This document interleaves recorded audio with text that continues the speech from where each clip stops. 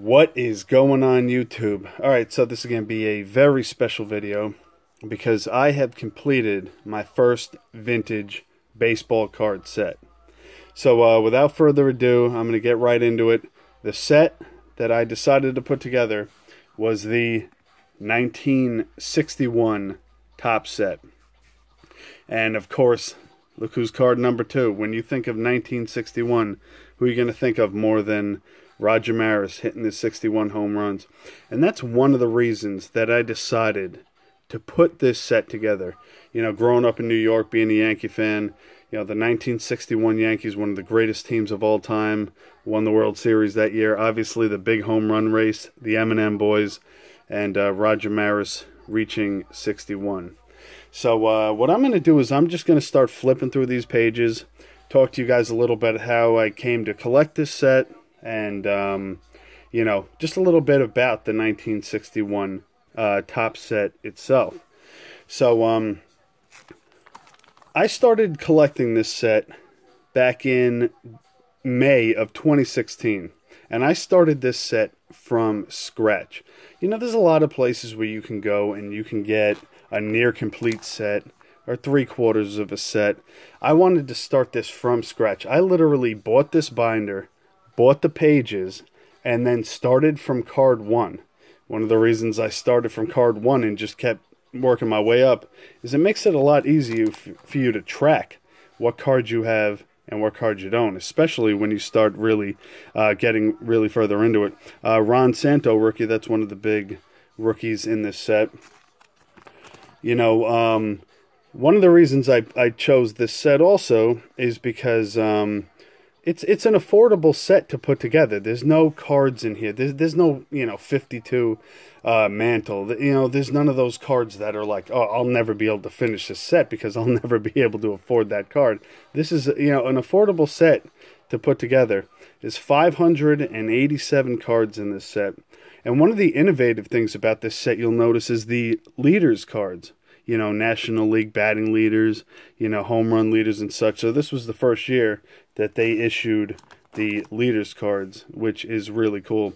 And there's also a lot of nice subsets in this as well. So one of the things that's interesting about this set too is I've heard a lot of people in the past talk about that, you know, they don't really like this set. They think the cards are kind of boring, kind of plain. And I mean, of course you're going to say that because, I mean, look, they followed the 1960 set, which was a gorgeous set. But you know what? To me, I look at these cards, to me, that is a baseball card. There's nothing flashy about it, nothing crazy, no bells and whistles, no hot pink rainbow refractors or whatever the hell people collect these days.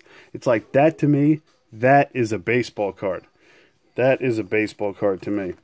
And I personally love the way the set, you know, every picture is either, you know, a fielding pose or a portrait. You know, some really nice ones in here. Now, like I said, there's 587 cards in this set. And once you hit card 523, you get into the high number set, which is where the cards start getting definitely a little more expensive. When I first started working on this, basically what I would do is every week I would put a little money into this set. So, for example, since I went in order, if I had, let's say, a bunch of commons ahead of me, you know, I might buy 10 commons in a week, you know, spend $1.50 to $2 a piece on these commons. And if I happen to have a Hall of Famer or a big all-star card or something like that, you know, maybe I'd get one card that week. But I just kept chipping and chipping away until I finally got this complete. And that's the fun part, you know, when you're collecting a vintage set. You really can't go into this thinking that you're going to put this thing together overnight. This is going to be, you know, just, you know, a work in progress. And you just keep, you know, getting, you know, another piece, another piece, another piece of the puzzle until you get the whole puzzle put together. And that's the fun of it. You know, here's another little subset of the managers here. Billy Williams. That's another big rookie in this set. It's definitely, that's a nice looking card too. Yeah, look at that, Willie Mays. He does not look too happy in that picture, does he? Another cool thing about this set is there's actually 5 different Mickey Mantle cards in this set. Not too many sets, vintage sets, you could say that there are 5 different Mantle cards in it, but yeah, that's something else cool for the set. Now, one thing I wanted to talk about too is that this is a mid-grade set that I put together. And I chose to do a mid-grade set for 2 reasons. One, it's cheaper. It's definitely a lot cheaper buying cards that would grade, you know, a 4, 5, and a 6, as opposed to cards that would grade, you know, like a 7, 8, and 9. And the other reason that I decided to do that is because I wanted the entire set to be in one binder. I didn't want some raw cards in the pages and then some slabbed cards elsewhere. I wanted the entire set to be in one binder. And the last thing I was going to do is buy some vintage cards that would grade near mint to mint and stick them in 9 pocket pages. Forget about it. So you know what? If I'm getting cards that are, would grade, around 4, 5, or 6, I don't mind putting them in here as much. You know what I'm saying? I do have some cards in here that would probably grade somewhere around 7 and things like that, but most of them are, are mid-grade. A nice Bob Gibson right there. And you see there's some more of those manager cards. But yeah, like I said, it's just set collecting is really where card collecting began. Oh, side note right here. You see this Hal Smith card. This is the only card I have in the set that is actually autographed. Now, where I got that card, I don't know who's going to remember the YouTuber. I believe his name was Vince V39. And he was like one of the original TTM guys on YouTube. I think I remember watching him literally like 10 years ago. And he was one of the first guys I ever saw that did TTMs. And this card actually came from his collection. And he was actually not charging much. I think I got that card for like, I can't remember. But I mean, I think it was like $10 or something. And that's what a lot of other guys were charging just for the card itself. So I figured I might as well get it with an autograph. But that's the only signed card in the set. But like I said before, set collecting is how collecting really began. And I said to myself, if you're going to call yourself a card collector, you should at least, if nothing else in your lifetime, complete a vintage set. So I was very happy when I finally got this bad boy finished.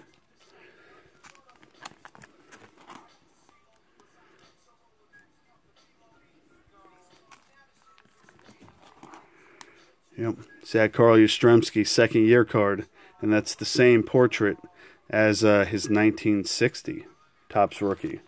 So that's a nice-looking card. Got Stan Musial, up there. It's a nice Mickey Mantle. And here's the little World Series set starting down there. Those are nice-looking cards as well. Nice artwork on those. Yep.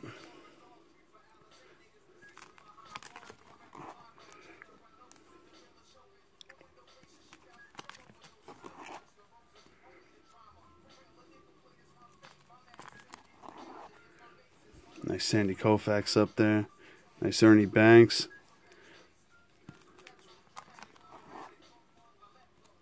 Frank Robinson.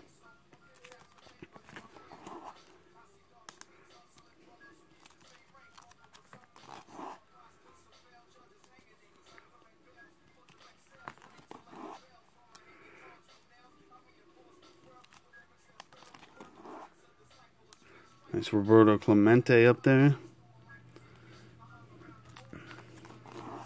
This is a nice little subset here too. You see these, Babe Ruth hit 60th homer. We got Don Larson's perfect game. When Gehrig's streak ended. We got Rogers Hornsby's. These are nice looking cards too. Very nice artwork. Mantle Blast 565-foot home run. Happy Jack Chesbro, Christy Matheson, Walter Johnson and stuff. So those are that's a nice little subset with the set too. Juan Marichal, that's his rookie, so that's the third nice rookie in the set. We got Hank Aaron up here. Yep, nice Yogi, Al Kaline, Mazeroski. Got Curt Flood, Orlando Cepeda, Luis Aparicio, Duke Snider.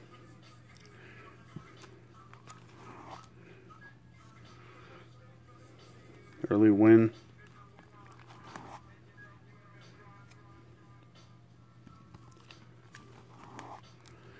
These are nice, these MVP cards. Got another nice Mantle right there. Yogi, Phil Rizzuto, Nellie Fox.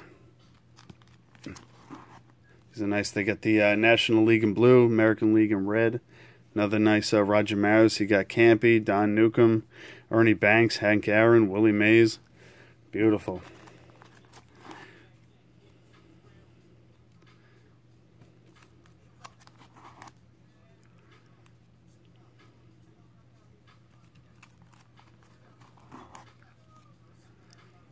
Red Schoendienst.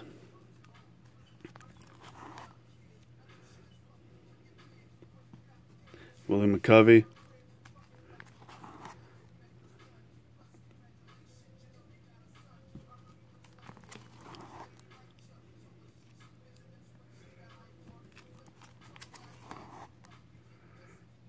Hoy Wilhelm.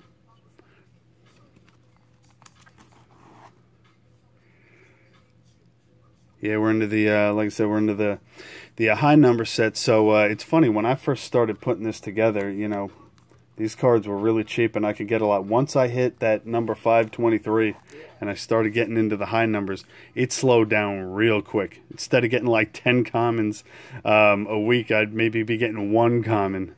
And it was, you know, because once you get to that high number set, everything costs a lot more, especially when you get to these Hall of Famers. For example, like these, we're just about done, but these Sporting News All-Star cards, those were costing me, you know, quite a little bit. But, you know, you got a nice Roger Maris, you got Ernie Banks, Brooks Robinson, Aparicio, Mazeroski. And how about that? Now, that is a row. Look at that. Hank Aaron, Mickey Mantle, and Willie Mays right across the top. Got Kaline and Robinson. You know, that was, you know, that was nice. And ending the set off with Whitey Ford and Warren Spahn. So that is it, ladies and gentlemen. That is my 1961 top set. It was so much fun putting this together, and I'm so happy that I finally completed it. You know, will I start another set at some point? Maybe. Not 100% sure. Definitely not going to start one anytime soon. I think I'm happy for now. You know, maybe sometime in the future I'll start working on another one, but this was really fun. Really enjoyed sharing it with you guys. I hope, you know, everybody out there enjoyed it. So stay up, YouTube. Have a good one.